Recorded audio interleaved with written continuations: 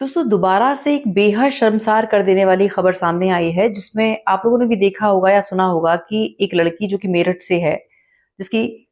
9 साल पहले शादी होती है, लव मैरिज होती है और उस लव मैरिज से एक प्यारी सी बच्ची जो कि 6 साल की है, हस्बैंड बाहर रहता है और बर्थडे पे सरप्राइज प्लान करके यहाँ मिलने आता है और वो महिला अपने प्रेमी के साथ मिलकर उसकी अपने हस्बैंड की बेरहमी से हत्या करती है, 15 टुकड़े करती है और सीमेंट में सील कर देती है और उसके बाद अपने प्रेमी के साथ घूमने निकल जाती है 12-15 दिन के लिए। इस तरह की घटनाएं समस्त नारी जाति पर कलंक जैसी लगती हैं, पर इसी वारदात का एक भावुक कर देने वाला पहलू तब आता है जब जिस लड़की ने इस वारदात को अंजाम दिया है, उसके माता पिता सामने आते हैं, साहस से ये कहते हैं कि जिसने हत्या की है वो हमारी बेटी नहीं है, जिसकी हत्या हुई है वो हमारा दामाद नहीं, हमारा बेटा था। और वो सरकार से गुहार लगाते हैं कि ऐसी हत्यारन को फांसी की सजा होनी चाहिए। जब मैं ये भावुक इंटरव्यू देख रही थी तो फ्लैशबैक में मुझे अभी 20-25 दिन पहले एक वन ऑन वन सेशन था, उसमें एक साहब की बात मुझे याद आई, जिसमें 17 साल पहले उनकी शादी हुई। शादी में सब कुछ बहुत अच्छा था, 15 साल का बेटा था और फिर अचानक मैम को प्यार हुआ और मैम को जिससे प्यार हुआ वो ऑलरेडी मैरिड था, उसके 2 बच्चे थे। जब उस व्यक्ति की पत्नी को पता चलता है कि मेरा हस्बैंड एक सीरियस अफेयर में है और वो डिवोर्स देने की प्लानिंग में है, तो वो सुसाइड अटेम्प्ट करने की कोशिश करती है।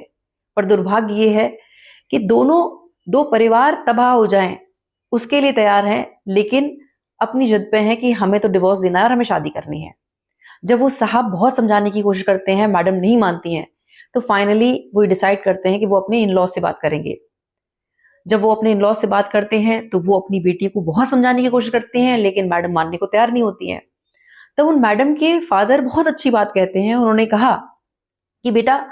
अब ये मरे तो मरे, हमारा इससे कोई लेना देना नहीं है, अब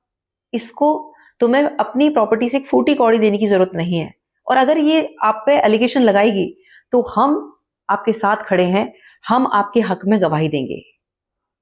जब इस तरह की घटनाएं अंजाम लेती हैं और माता पिता मुंह से हटकर जब सत्य के साथ खड़े होते हैं तो उनके आगे नमन करने का मन करता है।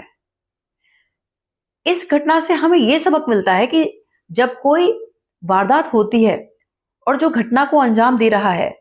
वो सिर्फ या तो हत्यारन है या वो हत्यारा है, उससे कोई लेना देना नहीं है कि वो कौन है, भाई है, बेटा है, कौन क्या रिश्ता है। जिसने वारदात को अंजाम दिया है उससे मुंह से हटकर सिर्फ उसके लिए फांसी की सजा ही मांगना उचित है। हमें यह सीखना है। बहुत बहुत आभार, नमस्कार, जय श्री राम।